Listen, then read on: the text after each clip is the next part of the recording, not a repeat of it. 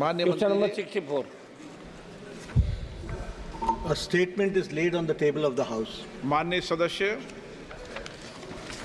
अध्यक्ष महोदय, आज देश के अंदर जो गंभीर बीमारी तेजी से फैल रही है, कैंसर रोगियों की संख्या, जिसकी चपेट में गरीब तक मध्यम वर्ग के लोग तेजी से आ रहे हैं, महंगी दवाइयों और समय पर इलाज नहीं मिलने से हो रही मौतें चिंता का विषय। मैंने मंत्री जी से कैंसर के रोगियों की दवाओं को कम मूल्य पर उपलब्ध करवाने के संबंध में सवाल पूछा, इसका जवाब मंत्री जी ने दिया। अध्यक्ष महोदय, मैं दो पूछ सकते हैं ना साहब? हाँ, पहले एक पूछ लो आप। पहले एक पूछ लेता हूँ। पर अध्यक्ष प्रश्न महोदय, आप प्रश्न पूछो जो लिख के मंत्री लाते जी हो ने उसकी जगह। जवाब में कहा कि एनपीपीए 27/2/2019 को गैर अनुसूचित कैंसर रोधी दवाओं पर 30% व्यापार मार्जिन की अधिकतम सीमा तय की, जिससे दवाओं की 526 ब्रांडों की एमआरपी में औसतन 50% कमी हुई। मंत्री जी, आपने जवाब में जो सूची दी उस पर क्रम संख्या 118 पर जो दवाई है ट्रेस टू जुमाब, उस पर 54,725 रुपये एमआरपी है, मगर उसकी कीमत 13 से 14,000 रुपये है। ऐसे में कॉरपोरेट अस्पताल मरीजों से पूरी एमआरपी लेते हैं। क्या आप जितनी वास्तविक कीमत है उतनी एमआरपी ही अंकित करने तो कोई निर्देश जारी करना चाहते हैं, ताकि मरीज ठगे नहीं जाए? यदि हाँ तो कब तक, यदि नहीं तो क्यों? ये महज एक उदाहरण था मंत्री जी, ऐसी कई दवाओं के अंदर हो रहा है। माननीय मंत्री जी। माननीय अध्यक्ष जी, जो प्रश्न माननीय सदस्य ने पूछा है, ये सच में जहाँ तक कैंसर का सवाल है, ये लगातार इसमें बढ़ोतरी हो रही है और लगभग 2.5% प्रति वर्ष कैंसर के पेशेंट्स की संख्या बढ़ रही है, और उसमें भी ज़्यादातर ब्रेस्ट कैंसर महिलाओं का और ओरल कैंसर और लंग कैंसर पुरुषों में ये बढ़ रहा है। 15.5 लाख से ज़्यादा पर जो पेशेंट्स हैं वो रजिस्टर हो रहे हैं। जो दवाइयों के बारे में उन्होंने कहा, वो हमारी एक लिस्ट है जिसको हम मॉनिटर करते हैं, और कुल मिलाकर के जो, जैसा मैंने पहले प्रश्न में भी कहा कि national list of essential medicines, इसमें 131 दवाएं कैंसर की हैं, 131 जो शेड्यूल 1 में आती हैं, जो उसकी प्राइसिंग सरकार करती है और एनपीपीए करती है, और ये वो मेडिसिन्स हैं जो मोस्ट कॉमनली यूज्ड हैं और जिनका उपयोग किया जा रहा है, और इस पर एनपीपीए जो है वो सीलिंग प्राइसेस लगाती है। इसके माध्यम से लगभग 294 करोड़ रुपए का पेशेंट्स को फ़ायदा हुआ है इस सीलिंग को लगाने से, और इसको हम लोगों ने इसी तरीके से आगे बढ़ाने का भी प्रयास किया है। इसके अलावा हम लोगों ने कुछ मेडिसिन्स ऐसी हैं जो 131 के लिस्ट में नहीं आती हैं, लेकिन ऐसे 28 कॉम्बिनेशंस हैं जो फिक्स डोज कॉम्बिनेशन में नहीं आते हैं, लेकिन उसके बारे में भी सरकार ने और एनपीपीए ने उनकी भी प्राइसिंग को कंट्रोल कर रखा है।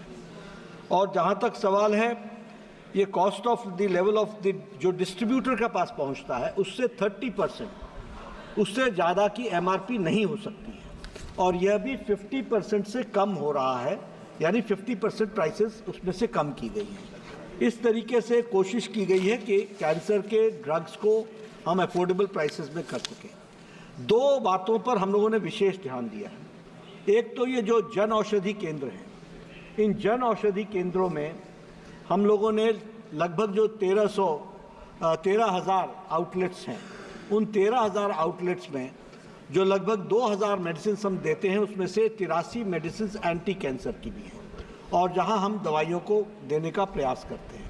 उसी तरीके से हमारा affordable medicine and reliable implant treatment Amrit, यह भी स्कीम चलती है, जो हर गवर्नमेंट हॉस्पिटल में उसका भी हम आउटलेट खोला है, और जहां पर हम ब्रांडेड मेडिसिन को भी हम कम रेट पर पेशेंट्स को पहुंचाने का प्रयास करते हैं। तो इस तरीके से कैंसर को हमने कोशिश की है कि उसको हम कंट्रोल में रखें। और अभी जो कल बजट, परसों जो बजट माननीय हमारी बहन निर्मला सीतारमन जी ने रखा है, उसमें भी 3 कैंसर ड्रग्स का कस्टम्स ड्यूटी को हटा दिया गया है, ताकि वह भी हमको सस्ते में मिल सके।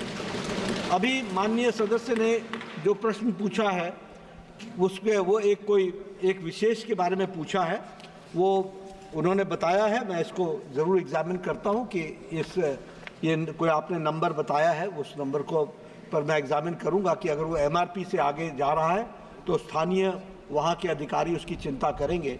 लेकिन जो हम लोगों ने NPPA ने जो सीलिंग प्राइसेस तय की हैं उससे ज़्यादा पर कहीं भी कोई दवाई नहीं बेची जाएगी, ये हमारी जिम्मेवारी है। माननीय सदस्य।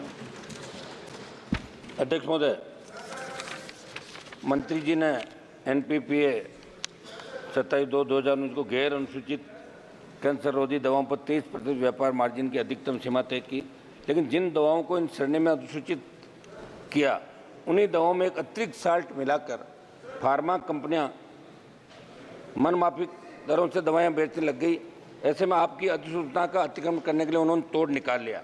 ऐसे में क्या फार्मा कंपनियों द्वारा किए जा रहे ऐसे कार्यों पर लगाम लगाने के लिए कोई नीति लाएंगे? यदि हाँ तो कब तक, नहीं तो क्यों? कारण सहित विवरण सदन की मेज पर के। मंत्री महोदय, आखिरी मेरा सर इसके साथ ही कि क्या जब बजट के अंदर आप बता रहे हैं कैंसर के लिए हमने इतना कुछ किया है, तो क्या सरकार अपने स्तर पर देश के तमाम मेडिकल कॉलेजों के जो संबंधित मेडिकल कॉलेज संबंधित अस्पताल है वहाँ सरकारी संस्थानों में कैंसर रोगियों को संपूर्ण मुफ्त दवाइयाँ देने का विचार रखती है? इसको लेकर सरकार की क्या मंशा है, ये विवरण आप बताएं मंत्री जी। नहीं, जहाँ इन्होंने कहा कि कोई दवाई में सॉल्ट बढ़ा देते हैं या कॉम्बिनेशन, मैंने उसका जवाब दिया कि देखिए ये रेगुलर प्रोसेस है। जब हम फर्ज कीजिए कि 40 दवाइयों पर हम सीलिंग लगाते हैं तो वो एक नई दवाई निकाल करके लाते हैं जिसमें थोड़ा सा कॉम्बिनेशन चेंज कर देते हैं और वो सीलिंग से बाहर चली जाती है। इसके लिए हमारे यहाँ रेगुलर मॉनिटरिंग होती है और इसीलिए हमने कहा कि 28 ऐसे फॉर्मुलेशंस हैं जो फिक्स कॉम्बिनेशन में नहीं आते हैं और वो सीलिंग में नहीं आते हैं, लेकिन इनको भी हमने इंक्लूड कर लिया। So this is a regular process. कोई इस तरीके का मार्केट में कोई दवाई आती है, हमारी कोशिश ये है कि कोई भी कैंसर का ड्रग जो आए और उसकी वो अफोर्डेबल ना हो, उस पर सीलिंग लगाने के लिए NPPA जो हमारी प्राइसिंग अथॉरिटी है वो कारगर है और वो उस पर एक्शन लेकर के उसको सीलिंग में लाने का प्रयास करती है। श्री प्रदीप कुमार सिंह